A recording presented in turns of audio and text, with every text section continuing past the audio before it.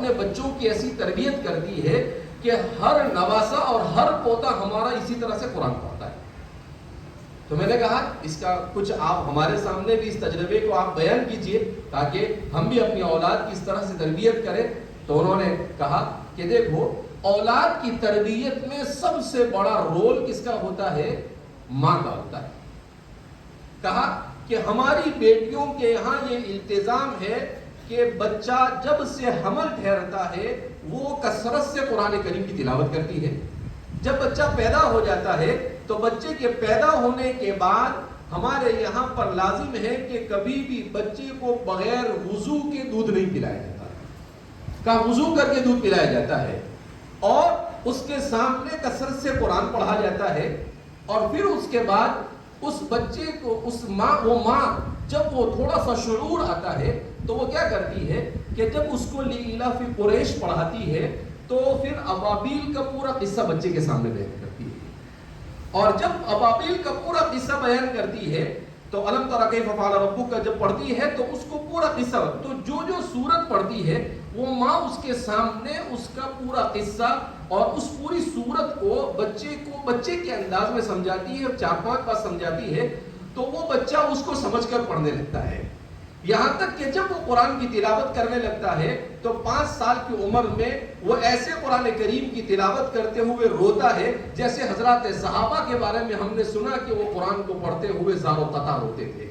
اور قرآن نے بھی اس کو بیان کیا ہے وجلت قلوبہم، کہ ان کے آنکھوں سے آنسو بہتے ہیں اور ان کے دل تھرا جاتے ہیں. کہا اگر آپ ہمارے نواسوں اور پوتوں کو آ کر دیکھ لیں گے تو آپ بالکل ایسا محسوس کریں گے.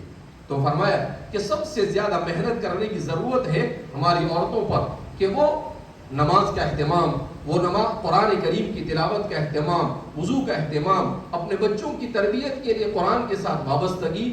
آج ہمارا حال یہ ہے کہ ہم فتنوں سے قریب اور دین سے دور ہوتے جا رہے ہیں.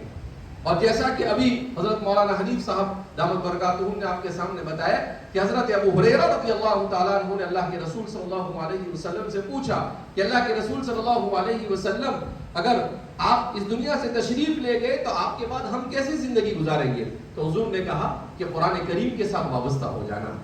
تو قرآن کریم کے ساتھ وابستگی صرف تلاوت کی حد تک نہیں بلکہ قرآن کے ساتھ وابستگی اس کو سمجھنے کی حد تک، کیونکہ جب اس کو سمجھیں گے تو اس پر عمل کریں گے.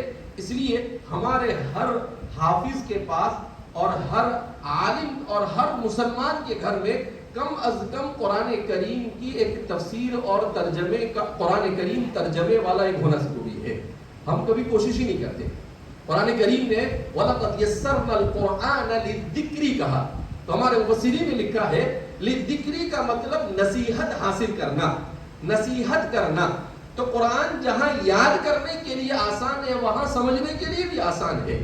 تو اس لیے ہمارے ہر گھر میں آسان ترجمہ قرآن حضرت شیخ الاسلام فقیہ الازہر حضرت مولانا تقی عثمانی صاحب کا جو ابھی 10-20 سال پہلے حضرت نے لکھا ہے، ہمارے اس زمانے کی رعایت کرتے ہوئے آپ قرآن کریم کا ترجمہ بھی کرتے ہیں اور مختصراً قرآن کو سمجھاتے بھی ہیں. اور حضرت کے والد مفتی شفیع صاحب کی معارف القرآن یہ مسلمان کے ہر گھر میں ہونی چاہیے اور انہیں اپنے بچوں کے سامنے بھی قرآن کریم کو سمجھانے کی کوشش کرنی چاہیے. ہم جو یہ کہتے ہیں کہ نہیں قرآن کریم تو صرف ترجمہ نہیں پڑھنا، صرف ترجمہ پڑھنے سے آدمی کے گمراہ ہونے کے امکانات ہوتے ہیں، کیونکہ قرآن کریم بہرحال آسان ہے مگر شاہ ولی اللہ صاحب فرماتے ہیں کہ اس کے کچھ مضامین بہت مشکل بھی ہے. لہذا اس کو تفسیر کے ساتھ، معتبر تفسیر کے ساتھ اگر پڑھا جائے تو قرآن کریم سے زیادہ اکثیر انسان کے تمام مسائل کا حل اور اس کی تمام بیماریوں کے علاج کے لیے اس سے زیادہ اکثیر اور کوئی چیز نہیں ہو سکتی ہے. بہرحال بہت دیر ہو رہی ہے. اللہ رب العزت ہمارے یہاں پر قرآن کی نسبت پر جمع ہونے کو قبول فرمائے. ہمارے ان 410 جن طلباء نے قرآن کریم کا حفظ مکمل کیا ہے، اللہ ان کے سینے میں قرآن کریم کو قیامت تک محفوظ فرمائے. قرآن کریم کو جیسے انہوں نے الفاظ کو یاد کیا اس کو کما حقہ اس کی تلاوت کی توفیق مرحمت فرمائے، اس کو سمجھنے کی توفیق مرحمت فرمائے، ان کے والدین کے لیے تاج پوشی کا ذریعہ بنائے. اور اللہ رب العزت ہم سب سے راضی ہو جائے، ایسے اعمال کی توفیق مرحمت فرمائے۔ میں اس موقع پر بے پناہ ممنون و مشکور ہوں ہمارے تمام حفظ کے اساتذہ کرام کا کہ انہوں نے ہمارے ان طلباء پر محنت کی، اور بڑی تعداد میں الحمدللہ طلباء نے حفظ بھی مکمل کیا، اور ابھی مجھے بتایا گیا کہ تقریباً 115 طلباء نے اجازہ بھی مکمل کیا، ماشاءاللہ۔ تو بڑی تعداد ہے۔ ہم تو یہ چاہتے ہیں کہ ہمارا ہر حافظ یہ اجازہ مکمل کرنا چاہیے انشاءاللہ۔ 160 طلباء نے اجازہ مکمل کیا، اور اجازہ کا مکمل کرنے کا مطلب کیا ہوتا ہے کہ جیسے احادیث مبارکہ کی سند ہوتی ہے، ایسے ہی ہمارے یہاں پر بھی پوری سند کے ساتھ جو سند اللہ کے رسول صلی اللہ علیہ وسلم تک پہنچتی ہے، اس کے استاد سے لے کر پھر اللہ کے رسول سے حضرت جبریل تک، اور جبریل سے رب ذوالجلال تک پہنچتی ہے۔ دنیا میں اس سے زیادہ عالی کوئی سند ہو سکتی نہیں ہے۔ اس کے ساتھ جیسا اللہ کے رسول صلی اللہ علیہ وسلم پڑھتے تھے، اسی ادائیگی کے ساتھ پڑھنے پڑھانے کی اور سننے کی پورا قرآن کوشش کی جاتی ہے۔ الحمدللہ یہ شعبہ بھی ہمارے یہاں پر منظم ہے۔ اللہ رب العزت ہم سب کو قرآن کریم کے ساتھ کما حق وابستگی نصیب فرمائے۔ میں اس موقع پر بے پناہ ممنون و مشکور ہوں حضرت مولانا قاری سید بلال صاحب دامت برکاتہم مدذلہ العالی کا کہ آپ ہماری دعوت پر پیرانہ ساری اور اپنی بیماریوں کے باوجود تشریف لائے۔ حضرت مولانا حنیف صاحب کا کہ آپ بھی ہماری دعوت پر دور دراز کا سفر کر کر یہاں پر تشریف لائے۔ مولانا بلال صاحب نے ہم نے ایک ہفتے پہلے جب طے کیا کہ بھائی مجلس رکھنی ہے، تو مفتی طاہر صاحب سے ہماری بات ہوئی اور کہا کہ بھائی کسی کو بلایا جائے، تو میں نے حضرت کو فون کیا، تو حضرت نے کہا کہ میں بیمار چل رہا ہوں لیکن میں آنے کی کوشش کروں گا۔ بہرحال اس کے بعد بھی آپ کی طبیعت صحیح نہیں تھی، مگر گزشتہ کل آپ سورت پہنچے، آپ اور دہلی سے سورت اور سورت سے یہاں پر تشریف لائے۔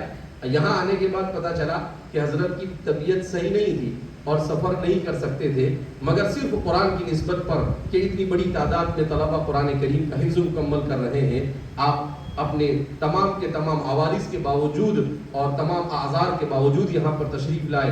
ہم آپ کے بے پناہ ممنون و مشکور ہیں، اور ہم دعا کرتے ہیں کہ اللہ رب العزت آپ کے سائے کو اور ہمارے جتنے بھی اکابرین اس وقت بقید حیات ہیں ان سب کے سائے کو عافیت کے ساتھ، خیر و برکت کے ساتھ امت پر قادر باقی رکھے، اور ہم سب کو ان کے فیوز اور برکات سے مستفید ہونے کی توفیق مرحمت فرمائے۔ اس مجلس کے اختتام سے پہلے انشاءاللہ حضرت کا مختصر خطاب ہوگا اور حضرت کی دعا ہوگی، اور حضرت کے خطاب کے بعد ہمارے مولانا سعید صاحب نور اللہ مرقدہ کے صاحبزادے مولانا خباب صاحب، یہ ان کا نکاح ہوگا۔ ابھی کل ہی طے ہوا کہ بھائی مجلس ہو رہی ہے تو ان کا رشتہ ہوا ہے تو ان کا نکاح بھی کر دیا جائے۔ الحمدللہ ان کے سسرال والوں نے بھی کہا کہ ٹھیک ہے آپ کہہ رہے ہیں تو کوئی حرج نہیں۔ ہمارے والد صاحب بھی ایسا کہتے تھے، افضل النکاح ایسرھا مؤونہ، بہترین نکاح وہ ہے جس میں کم سے کم خرچ کیا جائے۔ کیا نکاح میں دیر نہیں ہوتی ہے۔ ہمارے والد صاحب نے بہت سارے ہمارے خاندان میں ایسے نکاح کیے کہ صبح میں رشتہ ہوتا تھا اور ظہر میں نکاح ہو جاتا تھا، اور نکاح کے بعد رخصتی بھی فوراً اسی وقت ہو جاتی تھی۔ میں بھی فارغ ہوا تو میں نے کہا کہ مجھے مدینہ پڑھنے جانا ہے، میں تھوڑا ضد کرنے لگا تو کہا کہ میں تیرا باپ ہوں کہ تو میرا باپ ہے، تو میں نے کہا کہ میں خاموش ہو گیا، تو کہا کہ میں جو کہوں وہی کرنے کا، دوسرا آگے کچھ کرنا نہیں۔ میں نے کہا ٹھیک ہے آپ کا جیسا ہو گیا۔ تو پھر کہا کہ رمضان میں عمرے کے لیے گیا، اور رمضان کے بعد جب آیا تو کہا کہ تمہاری شادی کرنی ہے۔ میں نے کہا مجھے ابھی شادی نہیں کیا، تو پھر وہی جملہ دہرایا، تو رشتہ کیا اور 5-6 دن کے بعد میرا بھی نکاح کروا دیا۔ تو کہا کہ بھائی ہمارے یہاں پر نکاح آسان، اللہ کے رسول صلی اللہ علیہ وسلم کی سنت کے مطابق چٹ منگنی پڑ گیا۔ کہا یہ نکاح کے اندر میں جو ہمارے معاشرے میں خرافات ہے کہ ہلدی کی رسم ہوتی ہے اور شربت کی رسم ہوتی ہے اور پتہ نہیں کون کون سی رسومات ہوتی ہے، کہا کہ ہماری شریعت میں اس کا کوئی جواز نہیں ہے، یہ سب فضول خرچی ہے۔ ان المبذرین کانوا اخوان الشیاطین، اسراف کرنے والے یہ شیطان کے بھائی ہیں۔ قرآن کریم نے بڑی سخت وعید ان کے بارے میں بیان کیا ہے، لہذا ہمارے معاشرے میں نکاح کو آسان کرنا چاہیے۔ اللہ رب العزت ہمیں رسول اللہ صلی اللہ علیہ وسلم کی ہر سنت کو اپنے معاشرے میں زندہ کرنے کی توفیق مرحمت فرمائے۔ میں حضرت مولانا بلال صاحب سے گزارش کروں گا کہ آپ اپنی طبیعت کی بشاشت کے مطابق مختصر خطاب فرمائیں گے، اور پھر اس کے بعد آپ نکاح خطبہ نکاح کے بعد ایجاب و قبول ہوگا، اس کے بعد دعا پر مجلس کا اختتام ہوگا۔ اللہ رب العزت ہم سب کو کہنے سننے زیادہ عمل کی توفیق مرحمت فرمائے۔ وآخر دعوانا الحمدللہ رب العالمین۔